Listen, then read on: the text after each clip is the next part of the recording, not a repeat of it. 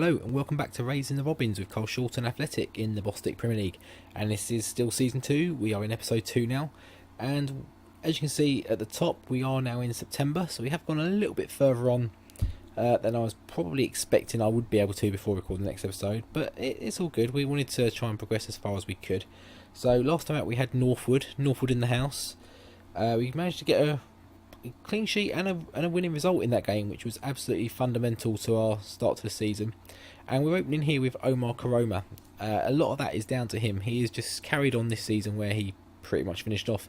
Despite having finishing of 8, he's got 7 goals in 7 games, 2 assists and a 7.51 average rating. He's got 51 goals in 67 games in total for Carshalton.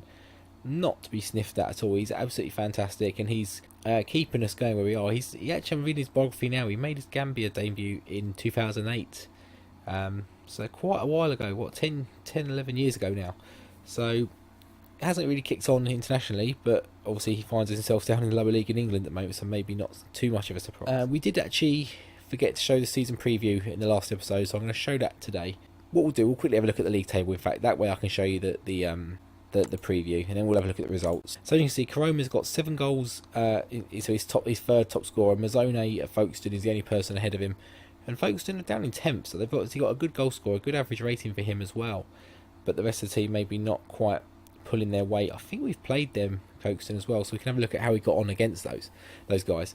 Enfield Town, as you can see, is the next game, but it's in 3 days time. We have got a cup game, but we'll get to that in a minute. So yeah, we are sitting in third. We've had sort of spells where we've been top for most of that run, but we've had a few slip-ups. We've had 1 loss and 2 draws in there, but 4 wins out of 7, not too bad. It is good form. We've got the best goal difference, not by far, but a good level at this stage. But with 7 games gone, we've got 4+ on everyone else. We've been quite good at the back. East Thurrock look in trouble. Minus 18 goal difference and 1 point. Yeah, that was the loss or the draw is probably against them. Although to be fair, I don't think we've actually played them yet. So yeah, we're doing really well. We are third. We've got a chance to really kick on, but we've had a few tough games in this run, and that's possibly where some of the losses and draws have come in. We'll have a look at the schedule now. So yeah, we weren't able to cancel out the draw with Molesey.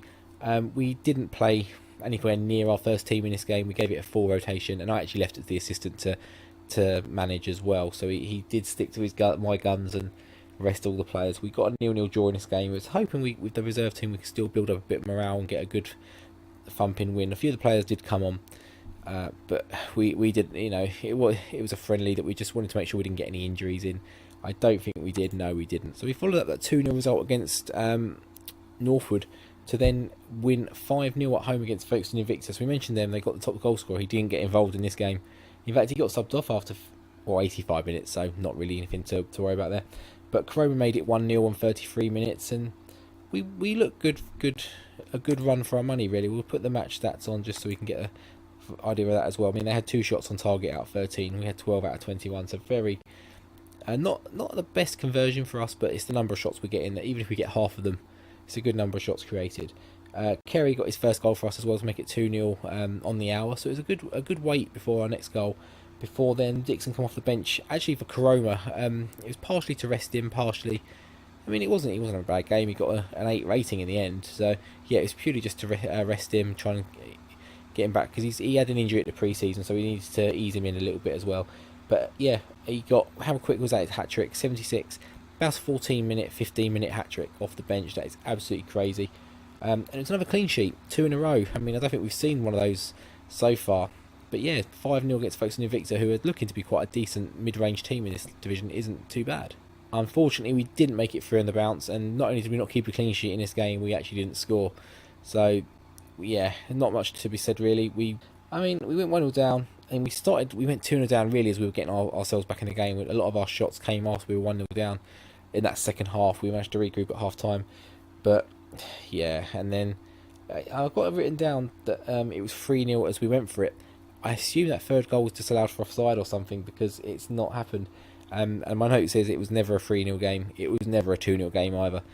I mean, we had the same amount of shots on target. They just had it from a few more shots. It was very close. A lot of the highlights was either ours or started as ours. And we just got countered, balls over the top, things like that. And we ended up losing 2-0, very unfortunately. But they were third at the time. So, I mean, it was always going to be a tough game. I think we were 5th or 6th at the time. Back to winning ways at home against Whitehawk. We didn't keep a clean sheet. It was 92 minutes that they scored, so it was a bit annoying, but we got the win. That was the most thing. After 40 seconds, it says 2 minutes there. It was 40 seconds. The penalty was given for I don't know if it was the foul on Omar Koroma, but he certainly scored it. It took a few minutes for it to get from being given to being taken. He dispatched it nicely, and then on 15 minutes, Koroma made it 2-0 before Carey made it 3-0 on the half an hour.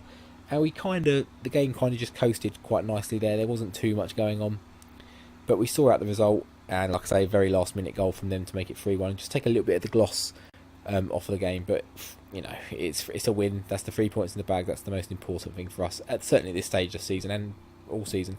And they interestingly do have Paul Konchesky in their team at 38 years old. I don't know if he's their manager or player manager or something. I don't think he is. I think he's literally just a player. Yeah, he is. He's been at Billericay, Gillingham. Obviously slipped well down since he left Liverpool, Forest, Leicester, QPR, Gillingham. Yeah, he's on a bit of a slide. We went back-to-back wins again, hence why we're in the position we are, because we have to get a few here. But we beat Hayes and Yedding 5-2 in this game, and again it was very late goals from them. We got a couple ourselves, and I'm not going to lie. But Hancock's got a goal from an indirect free kick, so it was whipped in. He got at the back post. I think it was a volley, in fact, rather than a header from the big man. But 21 minutes in, 1-0. That was fantastic. Kerry made it 2-0 before he then made it 3-0 as well. So he's actually been amongst the goals himself. We'll have a quick look at him.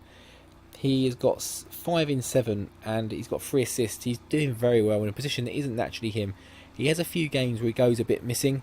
But when he's on it, he plays really well for us. The little babyface assassin there, a little bit of a Luke Chadwick throwback there in his profile picture. But yeah, so that made it 3-0.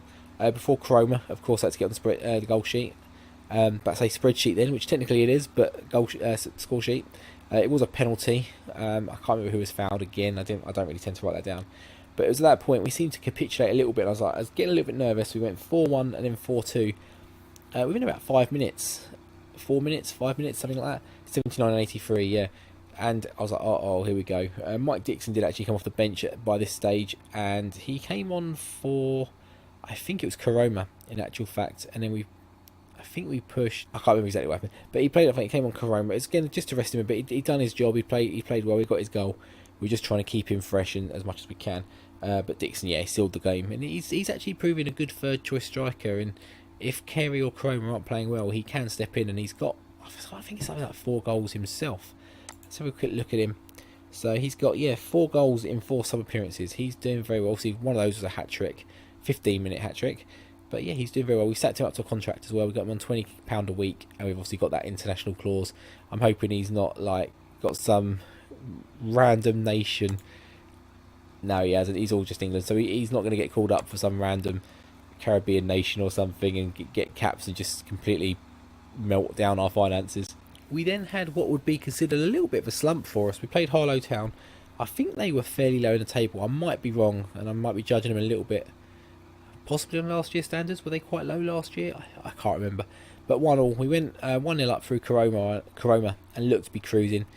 But they pulled one back on 33 minutes, and that ended 1-1. Nothing else really much happened in that game. Not really much to say. At this stage, we did make 2 new signings, but I'll look at those at the end. I'm not going to bother going to the transfer centre like we did last episode. You literally just have a quick look at those 2. And then the final game was Tonbridge Angels, away again. And I think these were near the bottom. And yeah, we took the lead through Tom O'Connor. What was that old game show on ITV? Crosswits. I think it was the crossword one. I'm sure that was Tom O'Connor was the presenter. Then Kerry made it 2-0 after 12 minutes. So after 12 minutes, we looked to be cruising. But then they scored their first shot on 20 minutes, and it was just absolutely disgusting. They did have a bit of a resurgence, and then in the second half, just before the hour, made it 2-2 with Jimmy Tarbuck getting the goal, getting the equaliser.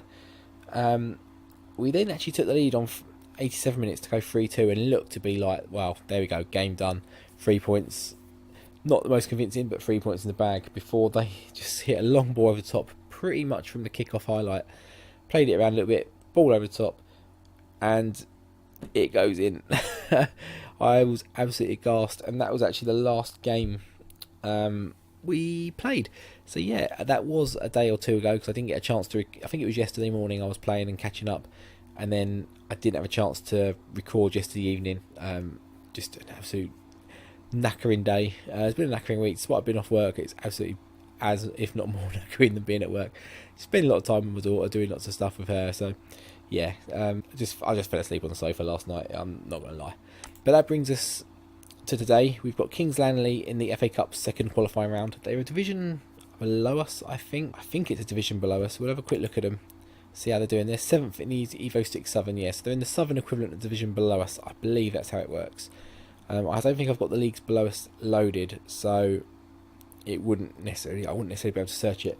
But 7th, not too bad, but obviously we're 3rd in our division. But I don't think there's a massive distinction between these lower divisions. So, but we have gone for a very rotated team in this game, and what we're going to do, we're going to try and chuck in the Enfield Town game as well today, just to round it off. I did want to bring the Kingstonian game just because they're top or second, they're above us, but it didn't fit well with the FA Cup. I thought the FA Cup would be a good one, plus it gives us a chance to look at some of the other players that maybe aren't featuring every week. So we'll cut to the lineups now for this rotated team against Kings Langley. So here are the lineups. They're going with 4-3-3. We've had a bit of joy against it this season, surprisingly, with a 4-4-2. The way we play is perhaps, I don't know, the possession, it's working. So we've got Searle, backup goalkeeper, in goal here. We've got Harry Warren in left back. I think he's a young player from our youth team, just making his debut. We've got D King and Agu making their partnership debut at centre back. And then we've got Maraf Gibbs, who isn't very good particularly, but he's making his first appearance at right back. He didn't really play much last season either. We've got Flavian Howard on the left wing, Delacoe on right wing, the young guy from Wolves. And then we've got Corker and the young guy from our youth academy. He's training this box-to-box role, so we're going to try and give him a bit more time there where we can. And then we've got James Brown, I want to say, Jordan Brown, another one from our youth academy, I believe. And then we've got Mike Dixon getting his first start for the season. He's got some goals, so if we can carry that on, that'd be great. And Williamson alongside him. I'm not going to comment on them because I don't actually, despite the fact they've got some photos there, I don't actually know them. Going out with nothing extra seems to work a little bit, certainly on the first 11. This isn't really working at all on the backup brigade. Backup brigade obviously being as well a term I used either in Shakhtar or last year, or I say last year, last FM, or the Arsenal save, I can't remember. But it's another highlight starting with them, a throw in, kind of in, halfway into our half. They get a lot of space to run at us, which isn't very nice, but we do make the interception. Just got to drop that back nicely. Delacoe, he does. Finds Williamson. Look at the left, he's wide open. He finds Flavian Howard with a ball behind him, and he gets tackled far too easily, far too lightweight. And that's why some of these players perhaps aren't really ready for the first team just yet. And thankfully, we don't get a huge amount of injuries, touch wood, to warrant them having to start that many games. But we're 1-0 down to the team below us. I don't know what the board's assessment or expectations are in this competition. I imagine it's better than going out to a team division below us in the first knock-in. I think we at least have to get through one round, but it's just we let teams in behind us far too easily, and we're 1-0 down without even having a shot in 15 minutes. We get into half-time, and other than their goal, literally nothing has happened. Bench-wise, we don't really have anyone on the bench that can really turn this game around, particularly. But we like to get something out of them, but we're not going to say disappointed. We're going to go aggressive and say not good enough. I mean, how no one is reacting to that, I don't know. They can't honestly believe they played well in that first half. Surely to God. Got a little bit more, and I've just noticed with Kings Langley, I think they've got a South Korean lad playing for them, Kim Jae-hyun, South Korean. How's he ended up at Kings Langley? So Portsmouth, gone there on a free. Not really sure. He's owned by Margate and Folkestone in our division. So yeah, very strange. We'll start the second half. We've got a striker, the old midfielder, but it's not Karoma and stuff like that. So the impact we can have from the bench probably isn't great. We've changed shape a little bit here, but it's just another ball over the top again. And they should be 2-0 up, really. Our cup run is going to end disappointingly. But I had to put this weak team out because we are, a game in a couple of days. The league is what I want to progress in this season. We finally have a highlight on 70-odd minutes. It's a throw-in their half as Delacoe drives a little bit forward. Brown The tactical changes as well have actually taken effect now, so we've pushed the line of engagement much higher. I think pretty much to the top it will go. We've changed the passing directives, gone a bit more, not direct, but less short, I guess. We've put a bit more pressure on, so we're harrying them a bit more. But Williamson gets in well. Dixon, and he fires a shot in anger, but just wide. And that's going to be that, I think, as we get into the last 3 minutes of added on time. They have a free kick. He's just put it over. I think that's going to be it. And it's not really a case of them having outplayed us what they've done. We just haven't turned up. As we put a ball over the top, there could be something here. And Mike Dixon, I mean, it's going to be a red card, but on 92 minutes and 45 seconds, what really is the point? What is the point? And we're probably not going to get the free kick highlight just to make it. It's not even a red card, it's a yellow card. I mean, that is a cynical challenge. But Mendy has a chance for a free kick. He's good at these, we know he is. And Dixon puts it straight at the goalkeeper. That was the chance. We didn't really create anything other than that all game, and we didn't take it. On another day, I feel if a team had done that to us, that would be going in, I am sure. But we move on. We're going to get the first team back in. We're going to get back in the Enfield game, but that is very disappointing. I mean, they predicted a draw before the game, so I'm not sure if we were particularly that much of a favourite then. I mean, some of the players looking stressed. Did they play well enough to talk about not getting stressed? No, I don't think so. So we're going to play on the Tuesday night now, and hopefully we can get a bounce back. Then we've got to probably put some rest in because we've got a big game just 3-4 days later against Kings Langley again, which obviously will be off camera. But let's jump into that Enfield game right now. So here we are, the day before the Enfield game, and I forgot to mention the transfers in the last game and also the season preview. Now, I don't know if the season preview is kind of fluid and it will evolve as the season goes on, but we're in 14th. I might have even mentioned it in the first episode. I say I haven't. I may well have done. I think that was in the first season we mentioned it and we were quite low. But yeah, we're predicted 14th. Considering we finished, 6th, 7th last season, I think that's a bit of a shocker. But, well, we could just continue to compound the critics and play as the underdog, so it works in our favour. We'll carry on to do that. So, I mean, we're already looking better than 14th. I mean, it's a long season, it might not happen. We might end up slipping down, who knows, but so far we're looking pretty decent. Transfer wise, we did make 2 more transfers. It was Harry Warren who actually just made his debut at left back in that last game. He didn't come through our youth team. Doesn't look much, but his physicals are very good.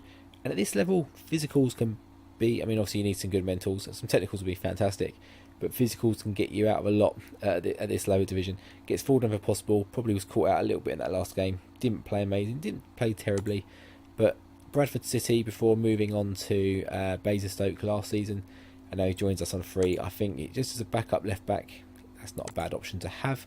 And the second one is Jordan Brown on a free transfer as well, midfield centre. I think he made his debut as well. He's actually got some very good attributes, and he's already quite up there in the current ability with some of the rest of the team. And he was released from Derby, so I thought it was a no-brainer to bring him in from Derby on a free transfer. He's on minimal wage, £20 a week, I think. Yeah, international cap bonus and international wages. That's never going to happen. He's not that good, but yeah, he comes into the club. So that's a couple of good 2 new signings, and they will get a bit of time hopefully. But that we're very much stuck with an established 11, a bit like last season. So where we can, we will stick with them. And on that last show in that cup game, they've not really convinced me that they were worthy of a team of placing the first team just yet. But we'll cut to the lineups. Now. So here are the lineups. It's 4-4-2 versus 4-4-2. Again, I don't think I know any one of theirs. I'm going to stop saying that soon because that's probably going to be the case with most teams I play. We've gone with Karoma and Carey up front. We've got Kaboa, O'Connor, Adams and Delaney across the midfield. Nicholson, Hancocks, Popo, King and Bentley in goal as well. The usual bench, usual first 11 where we can play them. I think this is as strong as we can do. We saw it last season. We slipped up against teams sort of down near the bottom. We need to punish them a little bit better this season. We pick up the ball with Popo here. Drops it into Delaney, Adams. Good ball at the top. And the keeper comes out to claim it. I was hoping it might just float over his head and drop on the head of Karoma there, I think it was. This, as it stands, the draw puts us up in second, but I don't know if Burgess Hill are not playing or just losing already. I'm not too sure. Don't really care at the moment because it's only 7 minutes into the game. It doesn't mean absolutely anything. As These are the sort of goals we can see so often. It's shots from outside the box. We are letting in so many from outside the box. It's like we're doing the good bit and keeping them out of the box, but they're just scoring worldies against us. We open up a little bit there, and the keeper can't really do too much, but we shouldn't be scoring. A team in 16th is not scoring that many goals from outside the box, let's be honest. They're saving them for us. And again, not much is happening in this game. It skips straight through to half hour now, and it's a ball over the top. If it isn't... Oh, they nearly score. If it isn't those outside the box shots, it's a long hoof up the pitch and in behind us. I need to read up and have a little look up how we can do that ourselves, because we've got some pace in our team now, and that should have been over the top ball, but they just get cut out for some reason. Has done very little there. It's a ball over the top. Luckily, Bentley comes out and sweeps that up, but I thought they were going to get in behind again. Can we start something of our own from our goalkeeper this time? Now we've got distributed centre backs and full backs here, so of course he punts it up the pitch, but he finds Kerry. Is that a penalty? It is. It looks a bit harsh. It looked like a good tackle. Karoma, I assume, will be taking it. No card involved for the defender, and he buries it straight down the middle. Back in the game. Run the clip. So yeah, he steps up, confident as you like, man in form, gets another goal, and it's another penalty actually, and that's going to take us into half time. 1-1, not the most convincing performance. I mean, it's a very close game in everything involved, but we shouldn't be losing to a team down in 16th. We are better than them, we are better than that. And it's another throw in our half. Goes their way, don't do it. It's a good save and cleared away. Now I noticed on Twitter today someone said since the patch every key highlight starts with a set piece. It's starting to look a little bit more noticeable to me as well. Obviously a lot of throw-ins going their way. We scored a few goals from free kicks, corners, that sort of thing. It's a free kick right on the edge of our box. It's a terrible free kick though, but they're going to get a second go. And if we can nick it here and get a counter on, but it looks like they're just going to keep the pressure going. Oh, and he's 88 minutes. It's another outside the box. I just don't know what to do. They don't seem to want to follow my instructions. We're playing it short, and the goalkeeper's supposed to roll it out, but he likes to lump it forward. The defenders aren't closing down. They're not marking. They're not pressing. And that's... I mean, bearing in mind Kingstonian are losing today as well, we should be winning this game. Not a draw would have been a terrible result, a bad result. This is just I don't know what to say really. If we can get an equaliser here, it'll be a massive get out, but I don't see it. We don't seem to score late goals in our favour. We seem to let them in against us, that go against our favour, but we don't seem to be. But we have a chance here. Dixon, he's through, and it's a good save. You got to feel at the other end, us 2-1 up, that's going in, 2-2 draw. Based on how we've done things lately, it's a goal kick. Popo can't direct his header goalwards, and I think this is pretty much going to be it, isn't it? We need to win it's just going to no one. Our players just split, and the ball goes completely opposite direction. We're never getting the second ball, and I thought he was going to fire another one in from about 40 yards then. But we're still third. We're 2 points behind Kingstonian, who I think have lost. But it's a chance to really get the ground back, and we should have been winning that game. Where does that leave us? Well, obviously not great. 2 losses in an episode. Haven't lost 2 in a row for a very long time. Pretty much since pre-season. We haven't done it in the season yet. We've only lost 1. So yeah, a bit disappointing. So what we're going to do, the aim I think is I'm going to try and do, because I do 3 episodes a week, is to try and do 9 episodes a season, which pretty much covers me 1 episode a month, with possibly squeezing 1 in extra, missing 1 out there somewhere. So generally when there's a short of the month, we're at the FA Cup now, so we'll see. That probably would have been in November, so we've only got 4 games there, so we maybe skip over that. December's fairly similar, but I think some more games will be jumping in. So yeah, if I can drop out a month, I think that's how it works. I did work it out earlier, but I've completely forgotten. But that's the idea, 9 episodes a season. So we're going to be coming back for at least somewhere in October, unless I skip through into November there. I'll work it out. But we'll be coming back somewhere, either end of October, early November, somewhere around there. If you enjoyed today's episode, double loss, great great viewing, I'm sure you'll agree. Please drop a like on this video down below. There's a subscribe button there as well if you're new. Please click on that and stick around. These seasons, the episodes are going to start hotting up now, hopefully, and if at some point I can get a little bit further ahead and maybe drop 5 episodes a week, I'm going to try. But if I don't think that's going to happen. I'm hoping. Trying to look at recording a few episodes of Arsenal coming back. I've got 2 more experiments that I've done the save and the holidaying for ages and ages ago, and I've seen someone actually talking about someone quite big doing a similar one. So I want to try and get that recording out before maybe he does, although I'm sure his will be a much better quality and probably done a different way to a degree. But if I can get it out soon, but it's a 5-part. Both of them are 5-parters, so I need time to really sit down and just record 5-parters without having the stress and the worry of getting Carshalton out as well. If I can do that maybe tomorrow, get a couple of them recorded, I will do so. Until next time, though, which will be back for another Carshalton episode on Friday. We'll come back, somewhere in October, November. I'll see you later. Take care.